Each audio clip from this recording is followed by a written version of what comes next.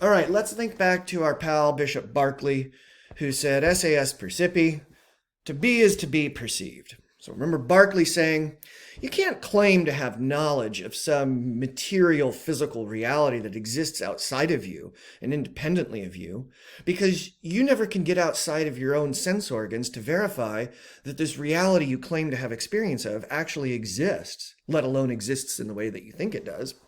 Berkeley says the only thing you can really have knowledge of are perceptions. Because the only things that exist that you're fully confident exist are your perceptions of things. To be is to be perceived. So everything exists as a perception. This is Berkeley's form of idealism. Reality is ultimately non-material. It's ideal. It's of ideas. Now we asked Berkeley, all right, if you're right that to be is to be perceived, then what happens to things that aren't being perceived? Why is it that when I walk out of my kitchen, the table doesn't simply disappear? And Berkeley says, aha, I have an answer for you. God. God is this eternal perceiver who's watching all things at all times. And this creates a stability to this reality that we experience. And therefore we can have knowledge of this reality because of God's stabilizing presence in reality. Now Hume's going to come forward kind of scratching his chin and say, well, hold on, Berkeley. Remember what I said. As David Hume, I have my fork. My fork is this. There are only two kinds of statements that you can make that have to do with knowledge. Okay, there's only two types of statements we can make that express knowledge, makes claims to knowledge about something. One of those statements are analytic statements. Okay, these are those statements that are either logically necessarily true or they're definitionally true. So statements like it's either raining outside or it's not raining outside. When people divorce, they dissolve their marriages, or divorce is a dissolution of marriage. And Hume's going to say, yes, you're right. These are statements about reality. But because they're kind of self-referential, circular, they're tautologous, they don't really tell us anything terribly meaningful or useful. Okay, so when you tell me it's either raining outside or it's not raining outside, yeah, okay, fine. Should I get a raincoat? And that kind of statement doesn't tell me anything that I can actually act on. So Hume acknowledges, yes, these are statements, I suppose they're about reality, that it can't be both raining and not raining at the same time, but that's not terribly deep knowledge about reality.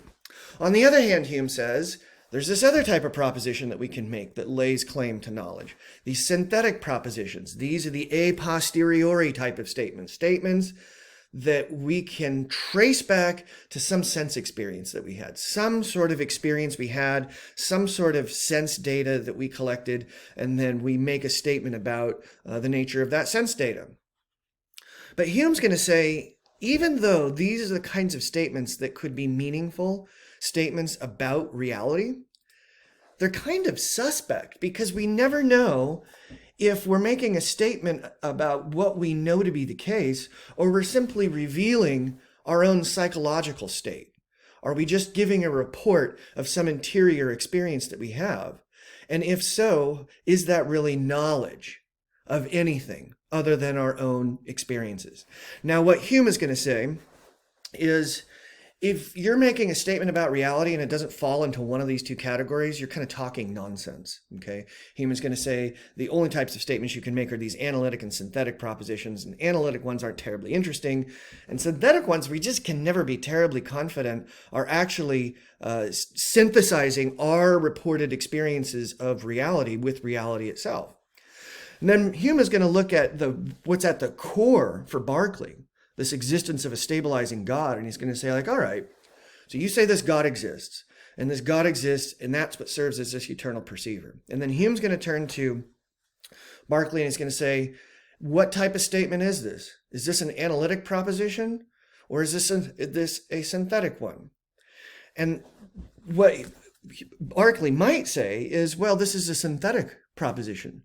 Descartes proved that God exists by just thinking about this concept of perfection, and what he concludes is this innate knowledge that he has that had to have come from a perfect being.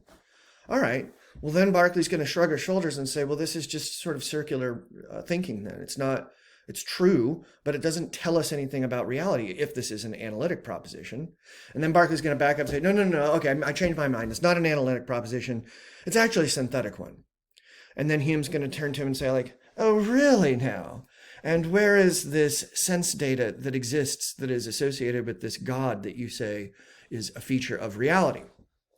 In other words, this statement doesn't really seem to be analytic or synthetic. In Hume's judgment, this is what got him into so much trouble for all of his religious writings. So Hume's going to look at this essential element of Bishop Berkeley's epistemology, and he's going to say, Berkeley, you've made this argument that the interior of your experience, this knowledge you have of reality, is coming directly from God, but you can't. The proposition that God exists seems to be a nonsensical proposition, and so if that's the case, your whole sort of system kind of collapses in on itself. So bad news for Berkeley if Hume's right.